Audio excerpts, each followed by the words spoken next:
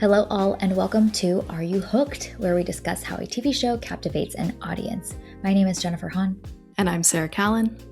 And we are fascinated by what draws people into a story and want to understand the pieces that get us hooked on a TV show.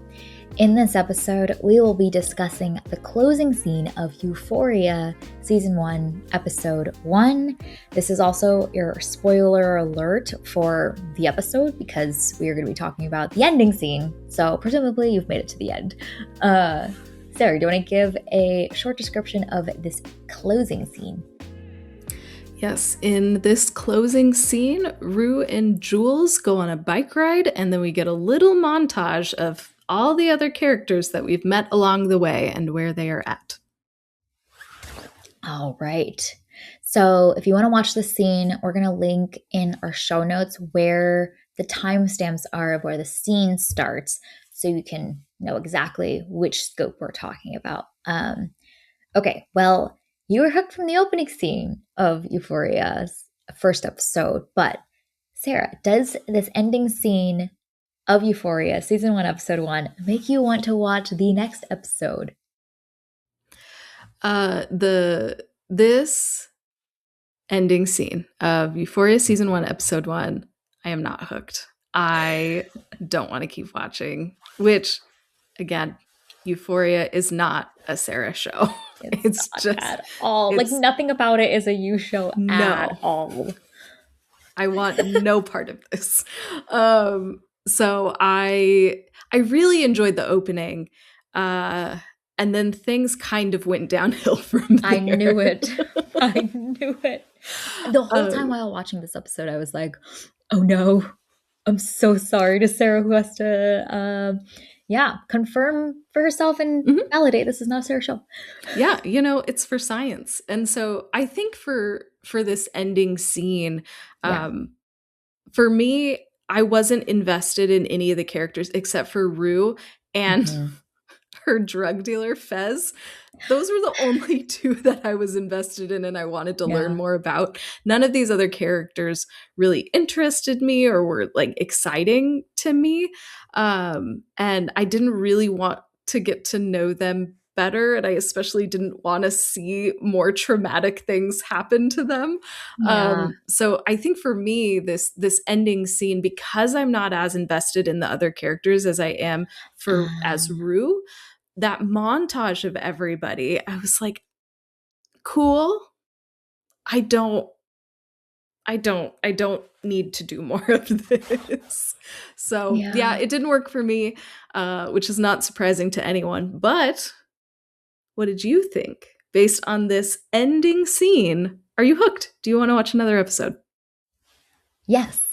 I was hooked. I know. We have a I love this today. This is great. It's very exciting. It's actually the most exciting types of episodes that we do.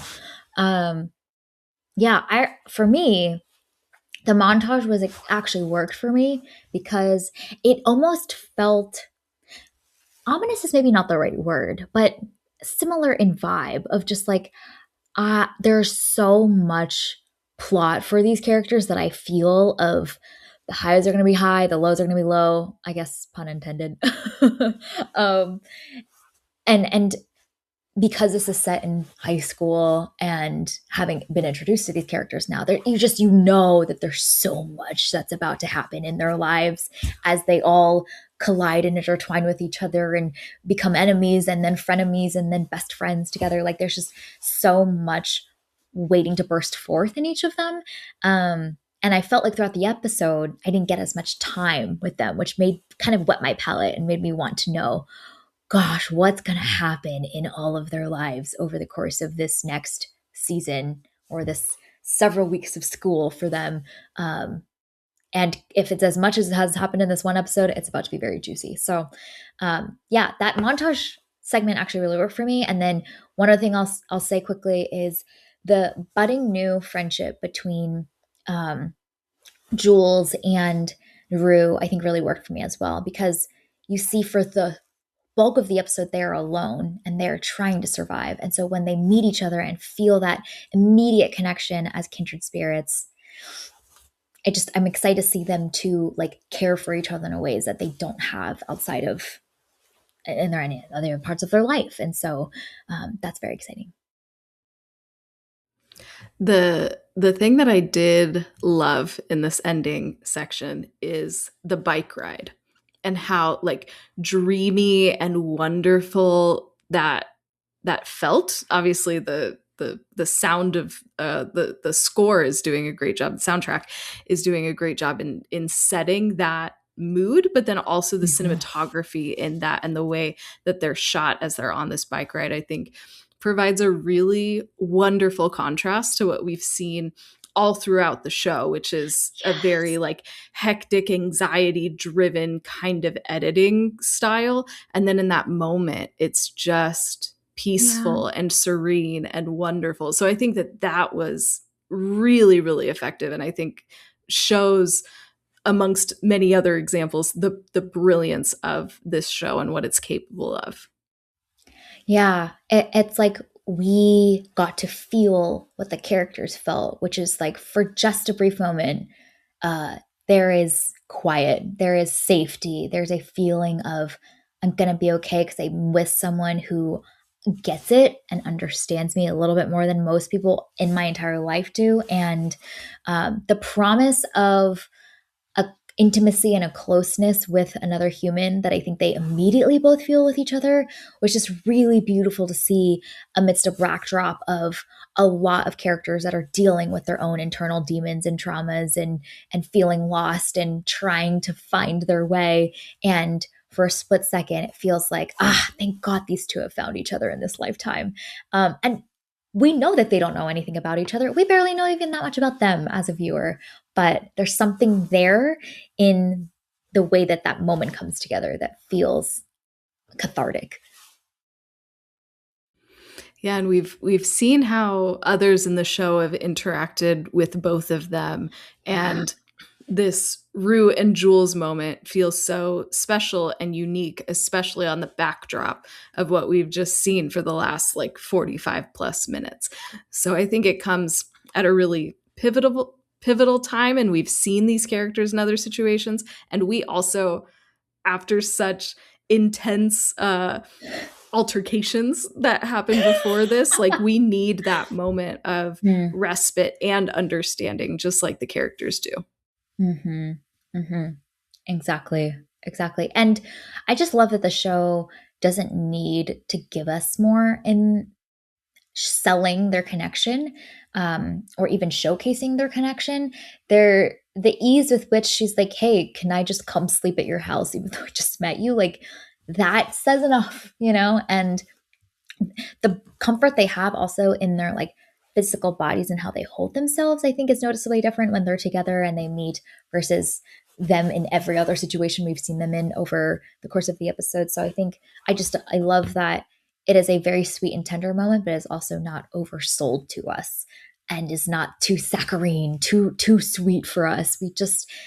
It's just the right amount. And I think that's a testament to the show's intuition. And I think your point earlier too about this whole like montage sequence kind of being ominous is spot on, because this isn't, Mm, it doesn't feel like a normal like we're checking in with all of our friends we just made. It's very much this like things are gonna get wild and yeah. nobody is in a particularly good place, and we're going to see kind of the next phase of that journey for each of these characters, and Mm. uh, get ready. So I think it is a little ominous of, gosh, what is going to happen next for these kids. Yeah, and I think that's a great point because I think the show actually, over the course of the episode, has set up the for us to interpret that as ominous. Because on paper, they aren't doing anything in the montage sequences that is particularly ominous. Ominous. Wow, that just like didn't escape my mouth in the right way. They're not like opening the drawer to like get the thing that feels ominous. It's actually just them in their environments. But because of over the course of the episode, each of them have made choices that feel like a step in an unhealthy direction for them, a devolving for them, or a choice that like they might regret later, or it's they're acting out of an emotional trauma, then obviously of we're going to view just a quick shot of them to be like, oh no, if we continue on this trajectory, where will we end up next? And I think each of the characters as well seems to feel alone in some way, and we haven't seen them connect meaningfully in another way, in the way that we do with Jules and Rue together. So I think there's the fact that they maybe feel isolated too and are left to their own devices to process the big things in their life right now that feels like a recipe for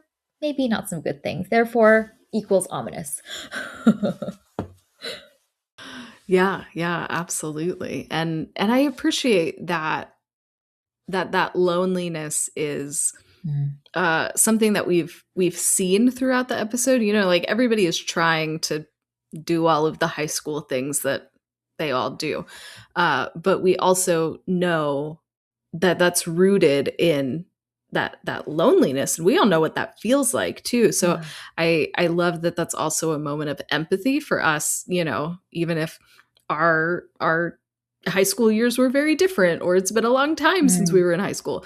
We know what that moment feels like, where even if you're in the same room as people, you don't feel connected to them. And Yeah. that's exactly what all of these kids are facing in this moment, except for Rue and Jules, who have managed to find each other. Find each other. Yeah, exactly. Exactly.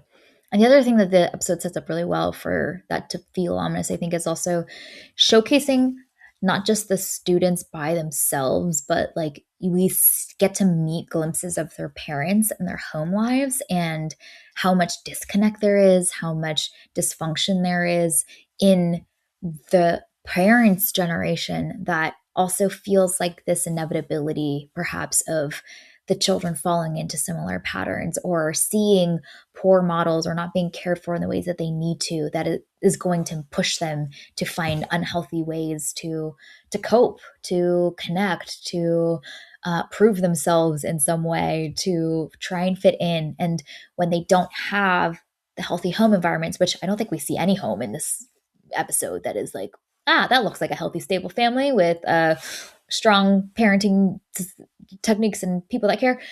A lot of them feel like they're almost having to grow up sooner than they were supposed to be, and almost them caring for their parents or their parents coming down on them in these really tragic ways, terrible ways in the case of Nate. So I think that also contributes to like, this recipe is not looking like it's going to turn out with a good stew. The ingredients are whack. They sure are, but it makes for some really compelling television. Yeah. Yeah. Any other last big things you want to mention about this closing scene? Maybe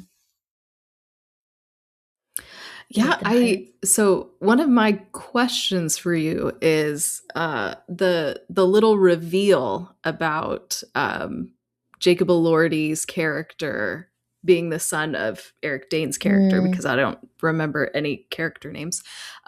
Did that reveal Was that reveal surprising to you? Did that work for you? Like, the show makes it out to be a big deal. How did that land? because I am like a locked in moment to moment viewer. And also, there's just so much happening in this episode. I'm like, oh my God, I'm drinking from the fire hose. I was not thinking anything about how these people might all be connected.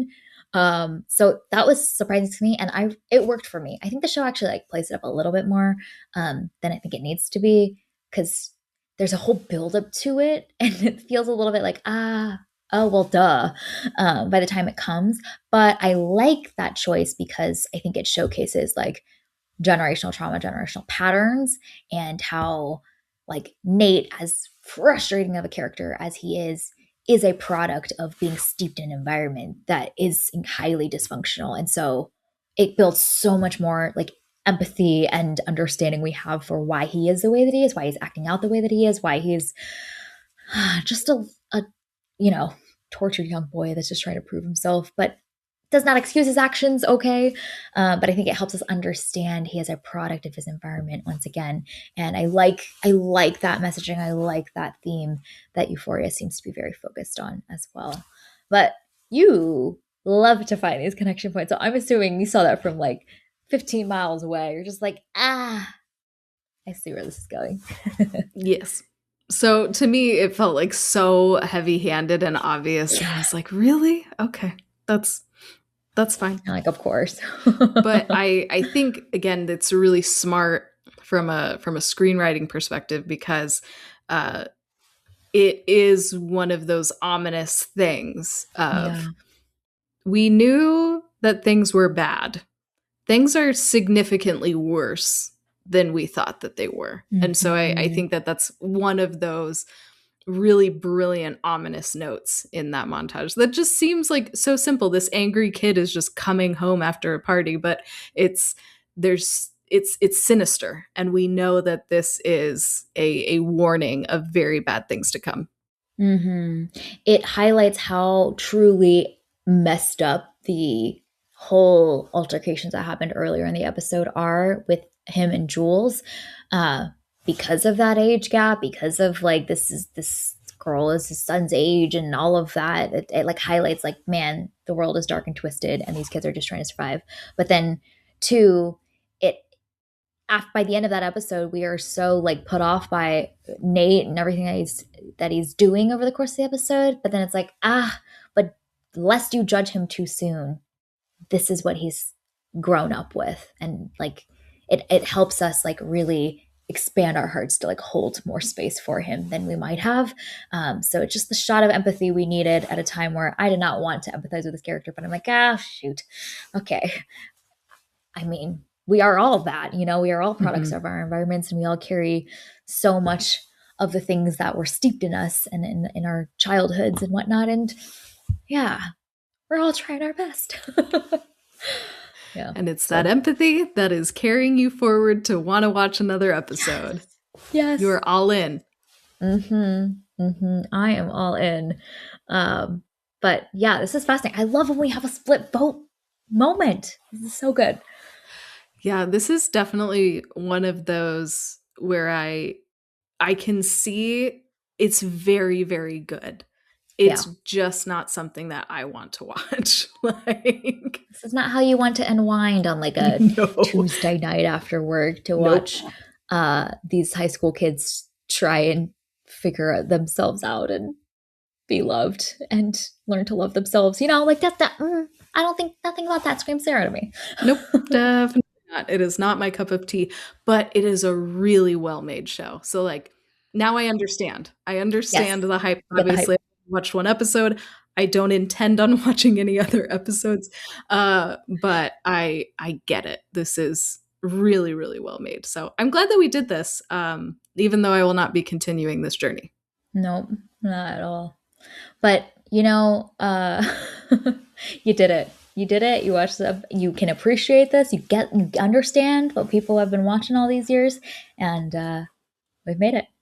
So, all right, this was fascinating. I love hearing the different dimensions and reasons why something works or doesn't work. And sometimes it's as simple as the same for me. And sometimes it's like, yo, why did you have to get me to care about these characters? Dang it. All right, well, this was our discussion about Euphoria's closing scene of episode 1. I'm like, man, do I need to watch seasons 1 and 2 because season 3 is here, and so I'm like, well, okay. It sounds like it. You got to catch up. I know. I need to go live in like a time machine and go back to high school for the next like 2 weeks. All right. But yeah, stay tuned. We're going to be reviewing a brand new show here on the TVNS feed. Little teaser. We've done a lot of Sopranos the last couple of months, but we might be shifting gears a little bit, put something else into the wind, a different flavor, a different type of show. So more coming soon. Stay tuned to find out what we're going to be reviewing next, and we hope you come along for the journey. Thank you for listening to today's episode of TVNS. We are part of the Movie Archer podcast network, so check out moviearcher.com to learn more. Our name sums it up. We're big fans of TV and the powerful ways we can connect with each other and the world around us. This podcast is about all of us and our shared stories. You can subscribe to this podcast on Spotify, Apple Podcasts, or wherever you tune into your favorite shows. Drop us a rating and review, letting us know your thoughts about today's episode. You can connect with us on Instagram, Threads, and Blue Sky at tvnspod or email us at tvnspod@gmail.com. Check out our website, andusmedia.co, for the latest on TVNS and our other podcast, Movies and Us.